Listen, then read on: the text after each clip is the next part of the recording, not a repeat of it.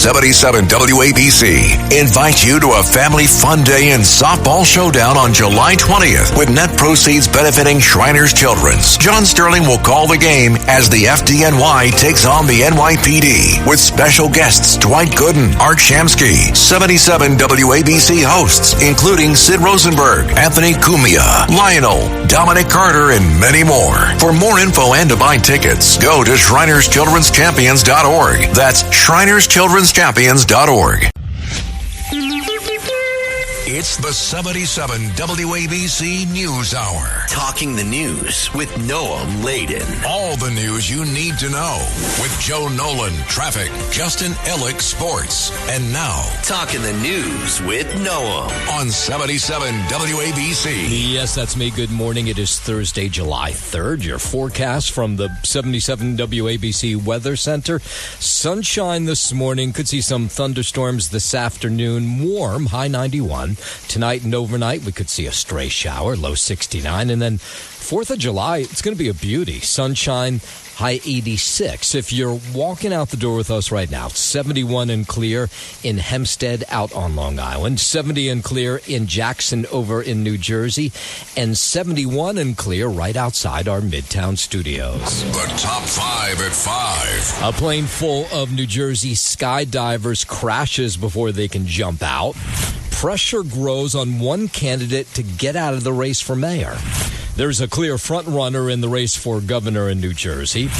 It's safer than ever, apparently, to cross a street in New York City. So, should we worry about sharks in the water this weekend? All right, let's get into it at 5:01. 14 in the hospital after a single-engine skydiving plane went down Wednesday evening in Gloucester County, New Jersey. The incident was at the Cross Keys Airport. It involved a Cessna 208B, 15 people on board, including the pilot. It took off. This was about 5:30 last night. And then for some reason, it circled back and then went down in the woods right near the runway. The plane took off with 15 people to skydive, but that never took place. The pilot was reportedly in an ascent at that point, and again, reported some engine trouble, and that's when he was trying to circle back to make it back down onto the ground, but was unable to do so. Those are some emergency officials in Gloucester County who raced to the scene. In fact, emergency vehicles flooded the area, and when crews arrived, they found extensive damage to this plane, and they found many of the victims covered in jet fuel. It's amazing that at this point there are no fatalities reported. There are some injuries, again, reported to be severe or critical.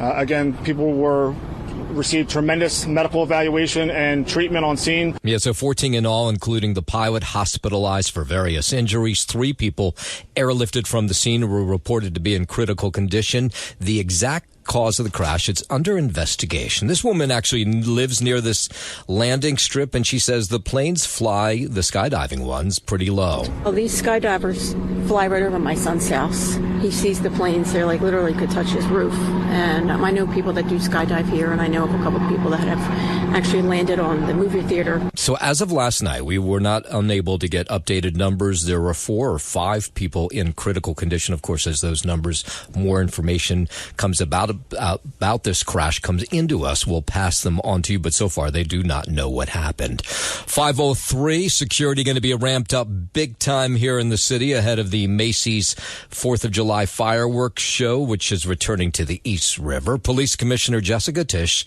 says no known or credible threats to this year's celebration. Still, the NYPD, of course, always operating in a heightened threat environment due to the tensions around the world. The NYPD and our federal partners are closely monitoring the threat from lone wolf actors who are motivated by world events. New York City's top cop says drone detection teams in place for the fireworks show, as well as other robust counterterrorism measures. They include explosive detection canines, heavy weapons teams, harbor units conducting security inspections at the piers and in the harbor. Thousands of uniformed police officers will be at all the viewing locations locations. Explosive detection canines, heavy weapons teams, harbor units conducting security inspections of the piers and any vessels in the harbor. As well, with all major Big Apple events where hundreds of thousands of people gather, bags will be checked. There'll be some prohibitions on what you can bring to the show.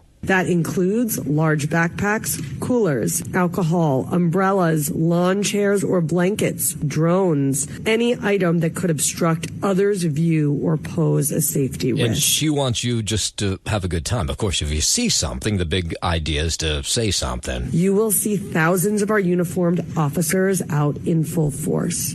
Overhead, our aviation unit and drone teams will provide a real-time view of crowd conditions and any potential issues citywide. Yeah, okay. Again, that's tomorrow night, obviously, for the 4th of July fireworks show. The beaches, well, there'll be drones out helping lifeguards this weekend at places like Robert Moses State Park. That was nearby where a woman was bitten by a shark last week. There have been a few shark sightings and bites over the past few years at Robert Moses. Randy Simmons with the state park says a protocol's in place if a shark is spotted. All swimmers are clear from the water. That's number one. Number two, watercrafts and drones are deployed instantaneously to that area for a quick scan. Number three, they are capable of taking photos. State officials say 20 drones are being made available to look for sharks and swimmers in distress at Robert Moses State Park. Lisa Ritchie, 77 WABC News. Were you surprised by the Sean Diddy Combs trial? Of course, he was found guilty 2 counts in his New York sex crimes trial yesterday, but acquitted on the most serious charge. Correspondent Chloe Melas was at the federal courthouse in Manhattan yesterday. When the verdict was read, Combs got on his knees and he did a prayer sign. He began to pray and he did the symbol of prayer signs to the jurors. His family began to clap. Combs found not guilty of racketeering, sex trafficking, but was convicted on 2 counts of transportation to engage in prostitution. Judge decided Combs will remain in custody while awaiting sentencing. Prosecutors calling for Diddy to receive the max, which would be 20 years on the 2 charges. This is a stunning legal victory for Combs's legal team. It is a massive blow to New York prosecutors who had this trial over the last 7 weeks and brought 34 witnesses. Now, Lauren, who is part of the Breakfast Club podcast, she was inside the courthouse when the verdict was read. Diddy's doing, like at that point, he's on prayer hands. He's looking at the jury, literally looking right at them and mouthing, thank you. He's looking up to God with prayer hands. Combs was greeted outside, or his mom, rather, was greeted outside with chants of free puff as she thanked the crowd. And when she walked by everybody, they started chanting free puff, and she just thanked everybody. One of his attorneys, Teeny Garagos, who was sitting next to him, grabbed his hand and shook his hand like, yes, we did it. She began to cry. WABC News Time 5:09. Cassie Ventura, P. Diddy's longtime girlfriend, says the jury got it all wrong yesterday. Here's her lawyer who spoke out, said Diddy should be thrown behind bars for the crimes he's convicted of. We're hopeful that ultimately he receives a substantial sentence for what he's done. That's Douglas Wigdor, who says they're pleased Diddy has been held responsible for at least 2 of the federal crimes. Meanwhile, Diddy's lawyers say the jury got it mostly right. Sean Combs has not sexually assaulted anybody. I've been saying this for months. We've said it with each lawsuit that came out, and today that was proven true. The media got it wrong about Sean Combs every single day for nearly 2 years. Combs expected to be sentenced on October 3rd. The judge ordered all sides to return to court on that date, but noted it could change if Combs' team argues that they want to meet earlier than that. 5:10. Freed Hamas hostage Edan Alexander is going to meet with President Trump and the First Lady in the Oval Office a little bit later today. Alexander was held by Hamas for 584 days, is believed to be the last American freed. The Tenafly, New Jersey man has dual American-Israeli citizenship. He joined the Israeli military when he was 18 after graduating high school. The 21-year-old was captured on October 7th, 2023 during that Hamas attack. Today, after a parade through his hometown 2 weeks ago, he'll meet with the president. 5:10. Family of Brian Kohberger's victims reacting to that plea deal he took yesterday connected to the murder of 4 University of Idaho students. This case goes back to 2022. A lawyer for the family of the 21-year-old, one of the 21-year-old victims, reading a statement yesterday. Thank you for all your dedicated, diligent, and tireless commitment to justice and the successful outcome reached today. But some of the other families, they're really not happy with Kohberger's plea deal that takes the death penalty off the table in exchange for life without parole. We turn from tragedy and mourning. We turn from darkness and uncertainty of the legal process to the light of the future. We have closure. Yeah, so that's just one of the family members who thought this plea deal was okay, wants it just to all go away. It wasn't our deal. He never negotiated with us. We were never given any terms whatsoever. He negotiated with the devil, so he has to sleep with the devil, and that's his deal. Yeah, so 3 of the families unhappy with that plea deal. One family saying it's okay. 511 down to Florida, that Disney dream that was in the international waters, the cruise ship, when a little girl fell off from the 4th deck on Sunday. They're investigating if there's more to the story. Now, it ended well. The father jumped into the water to get his daughter, and they are okay. They're recovering. The Broward Sheriff's Office says investigators are reviewing video, interviewing Disney personnel along with the girl and the father about what went wrong. This just seems like a very bad accident that had a very good outcome. Girl's out of the hospital. Her dad's still recovering. So far, it does not look like charges will be filed. We just want people to stop speculating, and once that information is available, it will be released. But no, her dad was not holding her. Nobody was holding her when she fell off that ship. Yeah, they right now believe it appears to be a freak accident, and so far, nothing suspicious. One of the things that is upsetting to the family is some of the erroneous reports that you've seen on social media saying that the father was holding his daughter when she fell overboard, and that is not true. 5:13, the search for survivors continues this morning after a ferry sank off the coast of a popular tourist island of Bali in Indonesia. The boat was carrying 53 passengers and 12 crew members when it sank at 11:20 local time on Wednesday. It was on its way to Bali from Indonesia's main island of Java. A rescue team, inflatable rescue boats and a bigger vessel are being used in the search efforts. 4 of the known survivors reportedly saved themselves by using the ferry's lifeboat and were found in the water in the early hours of Thursday morning. The ferry operator told local media that the vessel had reported engine trouble shortly before it sank on a route that is often used by locals going between the islands of Java and Bali.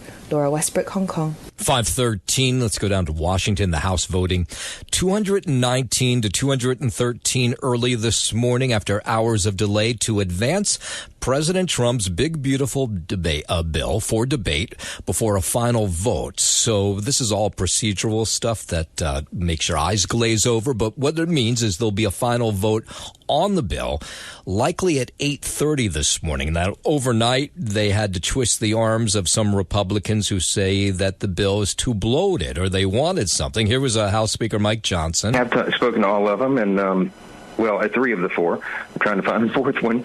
But a couple of those are still waiting for some of those questions to be answered, and they're just sort of putting placeholders on the board, and I think they're open for conversation. Yeah, so we were hearing from some Republicans last night who said they would vote no on this. It sounds like their minds have been changed. House Minority Leader Hakeem Jeffries had been calling on Republicans overnight to vote against the mega bill. So all we need are 4 Republicans to join us in support of their constituents, to have John McCain level courage and stand up in defense of the health care of the American people. It sounds like that argument was not convincing enough. The president, the White House, heavily involved in efforts overnight to sway a number of GOP holdouts. Speaker Johnson says he expects the House will vote on this package at about 8:30 this morning, if not sooner, because they've been up all night. All right, 5:15. Let's head over to the 77 WABC Sports Desk. Good morning, Justin Eller. Good morning to you, Noam Layden. Start here with some NBA news, big NBA news. The Knicks are expected to hire two-time NBA Coach of the Year winner Mike Brown as the franchise's next head coach. Knicks president Leon Rose underwent a thorough process since the firing of Tom Thibodeau a month ago. The Knicks requested permission to speak with 5 NBA head coaches and were denied, then interviewed several available coaches and went through multi-round stages with candidates. Brown is a 4-time champion as a top assistant in Golden State and San Antonio under Steve Kerr and Greg Popovich, and has coached an array of superstars across 3 decades in the league with the Warriors, Spurs, Cleveland Cavaliers, LA Lakers, and Sacramento Kings. So a new big maha on the sideline for the Knicks in Mike Brown. To the Diamond in Toronto, the Yankees lost 11-9 in the third game of a 4-game series against the Blue Jays after coming all the way back from an 8-run deficit just to watch George Springer score the go-ahead run on Devin Williams' 8th-inning wild pitch to tie New York for the AL East lead. Toronto scored 7 runs in the first inning off Will Warren and led 8-0 in the third, but the Yankees rallied with 6 runs in a 6th. That included Giancarlo Stanton's first home run of the season, a 3-run drive. New York tied the score at 9 in the 8th when Aaron Judge hit a 2-run homer off Yimi Garcia, Judge's 31st of the year. Toronto won its 3rd straight in the series and matched the Yankees at 48-38 overall. New York had held sole possession of the division lead since April 14th, opening a 7-game advantage by late May. The Yankees are 13-18 since May 28th, losing 6 of their past 10 series. Toronto has gone 21-10 in that span. Up next for New York, the finale of this 4-game set with the Blue Jays tonight. Clark Schmidt will get the start for 7:07 p.m. first pitch from Toronto. The Yankees trying to avoid a series sweep. As for the Mets, they dropped Game 1 of their day-night doubleheader against the Milwaukee Brewers yesterday. The final score 7-2. Alonso gave the Mets a 2-1 lead with an RBI single in the 4th, but that was the last of just 2 hits for the Mets. In Game 2, Brendan Nimmo launched a grand slam off rookie phenom Jacob Mizorowski, and the Mets beat the Brewers 7-3 or to split, I should say, that doubleheader. It dropped from the leadoff spot, slumping All-Star Francisco Lindor followed Nimmo's second inning slam with a home run and finished with 3 RBI as the Mets snapped a 4-game slot by winning for only the 4th time in 18 games. Up next for the Mets, the lefty David Peterson will get the start in tonight's series finale in a rubber game against Milwaukee. First pitch is scheduled for 7:10 p.m. from Citi Field. That is your Sports Gnome, and I'm Justin Ellick on 77 WABC. WABC News Time 5:19. Let's go down to Florida. Detainees starting to arrive at the immigration detention facility in the Florida Everglades that just opened. There are concerns about the legality and safety of this detention center. Neri Lopez is with the Detention Watch Network, and she says the facility traps migrants in the swamp. Aside from the conditions, it's just a facility that shouldn't open at all because people should not be detained in cages. And just by seeing how it's intense with bunk beds, it's truly just inhumane. But Florida officials, the White House, say the worst of the worst will be put in this detention center. The Florida Department of Emergency Management says a hurricane plan is in place despite there's a video that shows some flooding from a passing rainstorm. This place, of course, called Alligator Alcatraz because it's surrounded by swampland with cobras and alligators. So if you do get out, it may not end well. This one group, though, says that it's just inhumane. We just found out in Florida there was 2 deaths that were reported, one in Chrome and one in FTC Miami of immigrants. And so we can only expect that people's lives will be in jeopardy under ICE custody. To see that it was flooding during this press conference that the governor and Trump had, it just shows that it's not equipped and that this is not a facility that should be opening at all. Governor DeSantis so pushing back against that, saying that the facility is safe and they're on top of it in Florida. 521. The Pentagon says U.S. strikes have knocked Iran's nuclear program back closer to 2 years. Now, there's this back and forth, whether it's months or years, but here was the Pentagon yesterday. We believe, and certainly all of the intelligence that we've seen have led us to believe that Iran's those facilities especially have been completely obliterated. That's the Pentagon spokesman. Sean Parnell gave the assessment yesterday, one that's more optimistic than what UN inspectors have said. Last weekend, the International Atomic Energy Agency said Iran could be enriching uranium in a matter of months.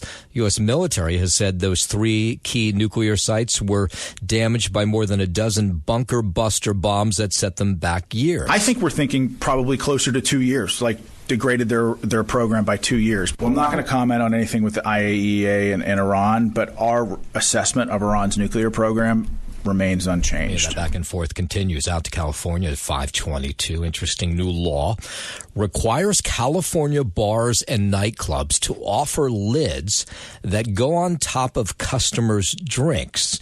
It's all about so many drinks being spiked. Apparently, this is just a huge trend that I was not aware of that has gotten out of control. So here was the Assembly member Josh Lowenthal, who brought this before the state legislature. To deter perpetrators from attempting to commit these crimes, reducing levels of drink spiking, and in turn, sexual assault. The bill was passed with the support of the LGBT community, who say that drink spiking is rampant in their community. And while drink lids must be available, businesses are also allowed to charge customers, they say, a reasonable price for the accommodation. Now, I've seen these online, and this shows up in a TikTok feed in once in a while that you can buy these things to put over your drinks. And apparently maybe in places in California you need them. Drink spiking can take place anywhere. However, the most common places are bars and nightclubs where alcoholic beverages are served. Yeah, so these lids, they believe, will help crack down on bad actors who want to slip a roofie into someone's drink. 523, the mother of a missing North Texas boy,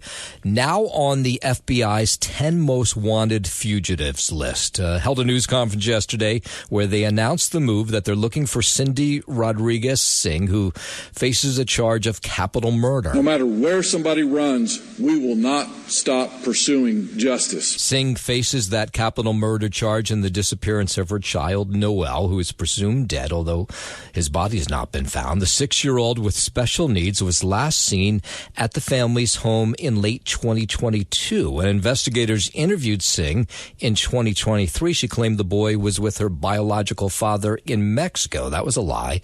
Authorities say 2 days later, she boarded a flight for India with her husband and 6 other children, but without the missing boy. Let me be clear. Fleeing the country doesn't absolve you of guilt. It reinforces it. There is now a $250,000 reward for information that leads to her arrest. Justice for Noel matters. It matters to his memory, to this community, and to every child who deserves to be protected. WABC News Time 524.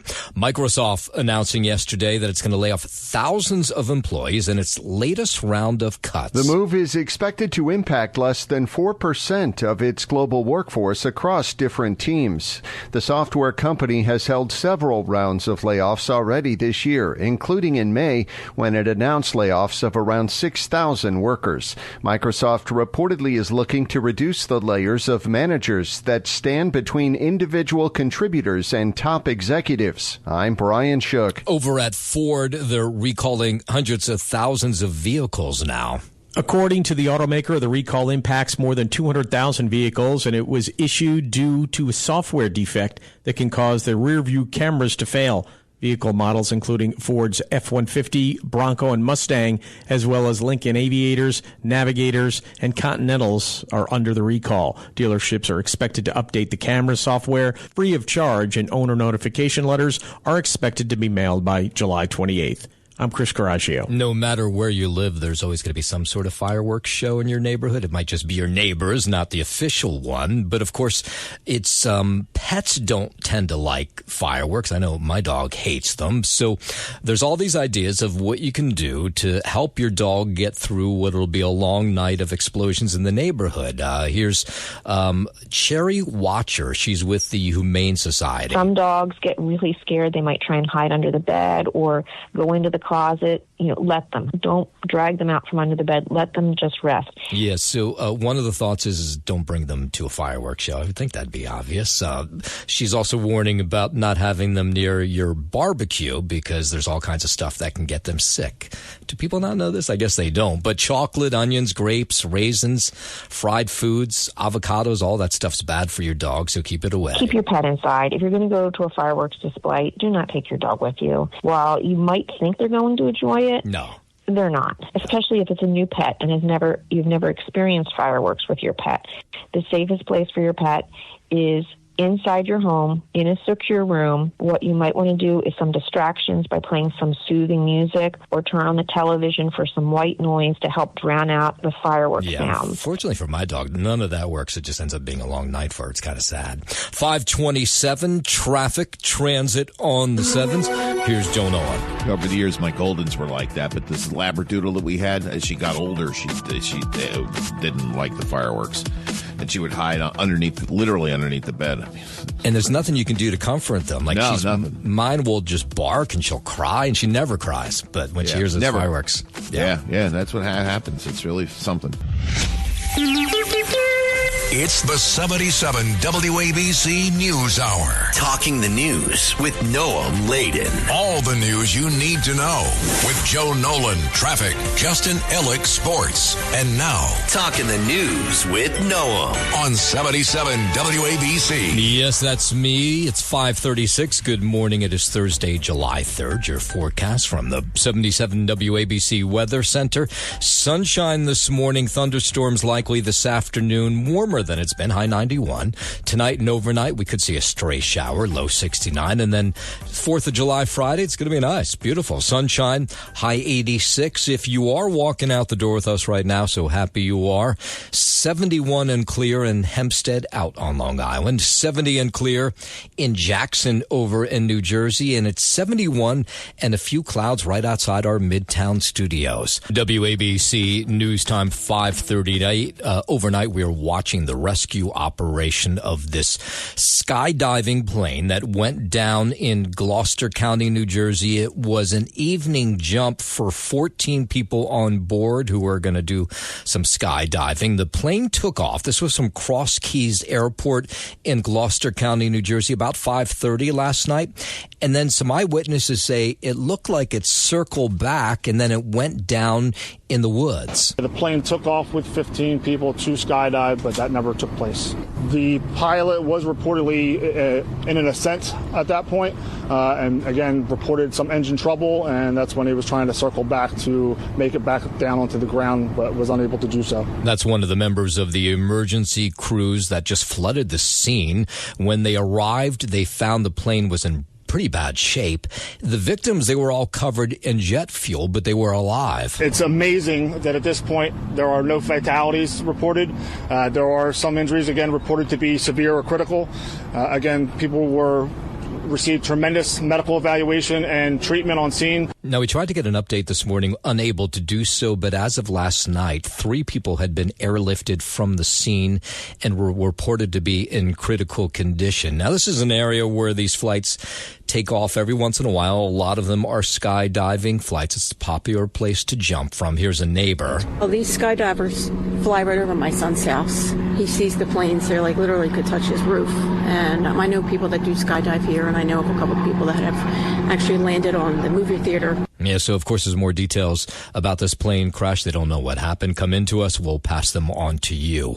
While we're in New Jersey, the first major poll of the general election cycle shows Democrat Mikey Sherrill leading Republican Jack Ciattarelli in the race to be New Jersey's next governor with about 4 months until Election Day. A Rutgers Eagleton poll shows 51% of respondents would vote for Sherrill, while 31% would vote for Ciattarelli. Now, Ciattarelli's been out there, so is Mikey Sherrill, talking about what they would do. Here's Ciattarelli. I'm going to get out there and talk about those kitchen table issues that bug the hell out of New Jerseyans. And we're talking about property taxes, the worst place in the country to do business, particularly on Main Street, the worst state in the country in which to retire, and school systems that are failing our kids. Now, there's some good news for Chitterelli in this poll. 13% of voters say they're just not sure who they're going to vote for. It seems President Trump, who endorsed Chitterelli, plays a major factor for 52% of voters, with his influence appearing to benefit Cheryl. Nearly 80% of New Jerseyans say they plan to vote, with both candidates making strides to get some name recognition out there. 541. Back here, there's, of course, the big race for the mayor here in the city. President Trump, the Democratic Socialist candidate for mayor, Zohran Mamdani, continue to trade barbs. It was earlier this week that the president threatened to arrest Mamdani if he interferes with ICE operations in the city, which Mamdani has promised to do. We don't need a communist in this country, but if we have one, I'm going to be watching over him very carefully on behalf of the nation. Now, Trump also had mentioned that Mamdani is in the country illegally, but he actually became a citizen in 2018. Mamdani responding to the back and forth, and he says he won't let ICE terrorize the city. What we're seeing in President Trump's rhetoric is an attempt to focus on who I am, where I'm from, what I look like, how I sound, as opposed to what I'm actually fighting for. Now, this is such an odd race with so many candidates in it that New Yorkers seem to be really glued in early on. I mean, it's only July, and of course the election's not till November. It shouldn't, because the mayor and the president are two different people. I mean, the president, he's doing his own thing with the whole United States. The mayor is only supposed to be concerned about New York. Yes and no, because I don't think this president is going to listen to anyone. I think it really doesn't matter. Mamdani's, it's all shtick. You know, he's saying what he has to say to get elected. I can't believe he believes the stuff he's saying. No one does, but it's all shtick. We survived 8 years of de Blasio, so it can't be any worse. Anybody that goes against Trump will have a problem, and that's that. Mamdani, rallying the support of labor unions yesterday, celebrated his primary victory with the members of several unions, including 32BJ, the SEIU, the New York State Nurses Association, and the New York City Central Labor Council. Now, almost all of those unions had endorsed Cuomo during the primary. Now they're lining up behind Mamdani. New Yorkers deserve nothing less than a city where they do more than just struggle. Now, the primary, of course, did not go Andrew Cuomo's way. And now you have the Reverend Al Sharpton telling him to get out of the race. I think in the best interest of the legacy of Andrew Cuomo, that he ought to let them have the one-on-one race. He can endorse one or the other and let them have a battle over what is best for New York. Now, Cuomo's camp responding by saying, in part, most New Yorkers are not Trumpers and most New Yorkers are not socialists. He says the majority lies in the middle, so suggesting that he's not ready to get out of the race just yet. 544. Governor Hochul has suspended her top aide amid sexual harassment allegations. CBS News reporting Press Secretary Avi Small is accused of inappropriately touching another male staffer during a staff retreat in Albany back on June 16th. An internal investigation by Hochul's office and an external investigation by a law firm, they're both underway. A communications director for the governor's office sent out a statement saying that Governor Hochul has zero tolerance for misconduct by any New York State employee. Small was placed to leave apparently last week. 544. Port Authority Bus Terminal, Midtown Manhattan, back to normal today after it was shut for a while yesterday because of that bus crash. It was 3 buses in all that were involved. 12 people were injured, just one with the serious injuries. One patient had moderate injuries and required extrication. 10 patients with minor injuries. They were all transported to local area hospitals. Yeah, we still don't have a word on the cause of this accident that messed up the commute for a while yesterday. But the good news is it seems everybody will make a full recovery. In a moment, we'll tell you whether you're going to be safe from sharks when you enter the water this weekend. We'll get into that in just a moment. But first, 545, let's head over to the 77 WABC Sports Desk. Here's Justin Allen. Thank you, Noam Layden. We'll start here in the NBA. The Knicks are expected to hire 2-time NBA Coach of the Year winner Mike Brown as the franchise's next head coach. Knicks president Leon Rose underwent a thorough process since the firing of Tom Thibodeau a month ago. The Knicks requested permission to speak with 5 NBA head coaches and were denied, then interviewed several available coaches and went through multi-round stages with candidates. Brown is a 4-time champion as a top assistant in Golden State and San Antonio under Steve Kerr and Greg Popovich, and has coached an array of superstars across 3 decades in the NBA with the Warriors, Spurs, Cavaliers, Lakers, and Kings. He's a 2-time Coach of the Year. To the Diamond in Toronto, the Yankees lost 11-9 in the third game of a 4-game series against the Blue Jays after coming all the way back from an 8-run deficit just to watch George Springer score the go-ahead run on Devin Williams' 8th-inning wild pitch to tie New York for the AL East lead. Toronto scored 7 runs in the first inning off Will Warren and led 8-0 in the third, but the Yankees rallied with 6 runs in a 6th that included Giancarlo Stanton's first home run of the season, a 3-run drive. New York tied the score at 9 in the 8th when Aaron Judge hit a 2-run homer off Yimi Garcia, Judge's 31st home run this season. Toronto won its 3rd straight in the series and matched the Yankees at 48-38. New York had held sole possession of the division lead since April 14th, opening a 7-game advantage by late May, and that is all gone. The Yankees are 13-18 since May 28th, losing 6, I should say, of their past 10 series. Toronto has gone 21-10 in that span. Up next for New York, finale of this 4-game set with the Blue Jays tonight. Clark Schmidt will get the start for a 7:07 p.m. first pitch from Toronto, with the Yankees trying to avoid a series sweep. As for the Mets, they dropped Game 1 of their day-night doubleheader against the Milwaukee Brewers yesterday. The final score 7-2. Alonso gave the Mets a 2-1 lead with an RBI single in the 4th. That was the last of just 2 hits for New York. In Game 2, Brendan Nimmo launched a grand slam off rookie phenom Jacob Mizorowski, and the Mets beat the Brewers 7-3 to split that doubleheader, dropped from the leadoff spot. Slumping all-star Francisco Lindor followed Nimmo's second-inning slam with a home run himself, finished with 3 RBIs. The Mets snapped a 4-game slide, but winning for only the 4th time in 18 games. Up next for the Mets, the lefty David Peterson will get the start in tonight's series finale and rubber game against Milwaukee. First pitch there, scheduled for 7:10 p.m. from Citi Field.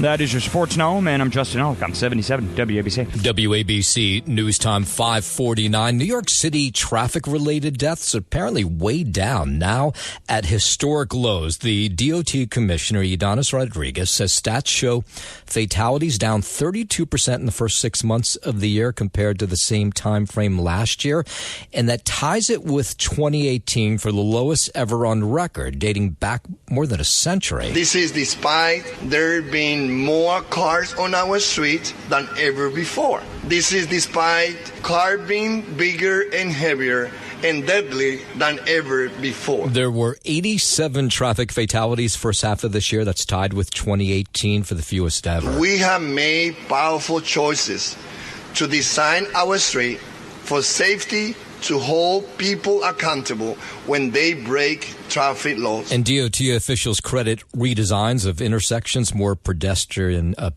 spaces, ramped up enforcement for that big decline. 550 out to Long Island, where women from overseas were apparently brought into Suffolk County, Long Island for sex work. This according to investigators who arrested a Medford woman allegedly at the center of this scheme. Suffolk County police say 28-year-old Christy Mace used multiple social media platforms to recruit women from outside the U.S., brought her here to Long Island, them here on tourist visas for the purpose of prostitution. Investigators say Mace enlisted at least 2 women from Spain, but they think there's a whole lot others out there, other women out there. People on Long Island, especially in this neighborhood, surprised to hear what was going on. That's awful. I think that's awful. It's taking advantage of those who can't help themselves. Yeah. Break the law, you got to do the crime, you do the time. Cops seized Mace's car and phone as part of a year-long probe, which began last June. Police have charged her now with third-degree promoting prostitution.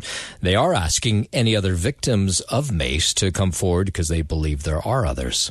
While we're out on Long Island, millions expected to head to the beaches across New York and New Jersey this 4th of July weekend. Will you be safe from sharks?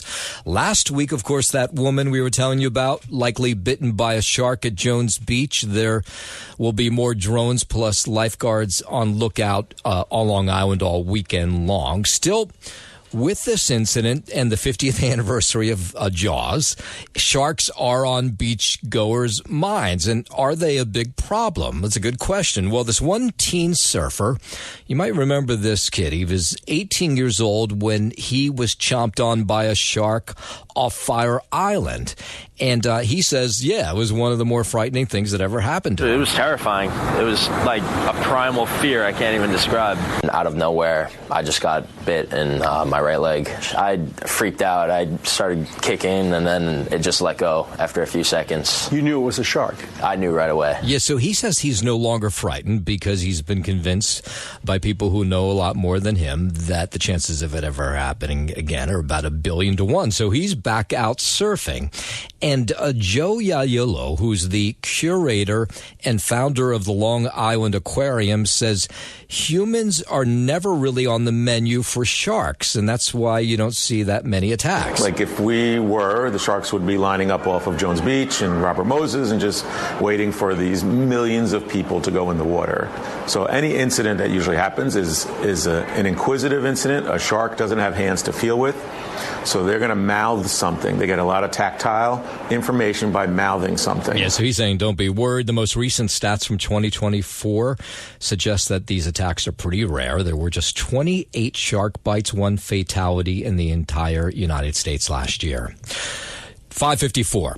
Search is underway in Turks and Caicos for a Manhattan man who's gone missing while on vacation. It was last Wednesday around 3:30 in the morning when 51-year-old Brian Terrence was last seen. He just left his rented condo while his wife was sleeping. A private investigator hired by the family telling News 12 security footage shows Terrence, who is originally from upstate New York, walking toward the downtown area, then disappearing. It remains unclear why he left the condo. The family's investigators saying there's no reason to suspect foul play, but nothing's been ruled out. Local cops also taking part in the investigation. James Flippin for 77 WABC News. All right, we're right at the beginning of this long holiday weekend. Record number of Americans expected to hit the roads to celebrate the 4th of July. Well, part of it is the fact that gasoline prices are so much lower this year compared to last. The nationwide average, we're at $3.17 right now. Last year, we were at $3.49. So that helps a lot. AAA spokesman Robert Sinclair there says at least 61 million expected to drive to get to their destinations.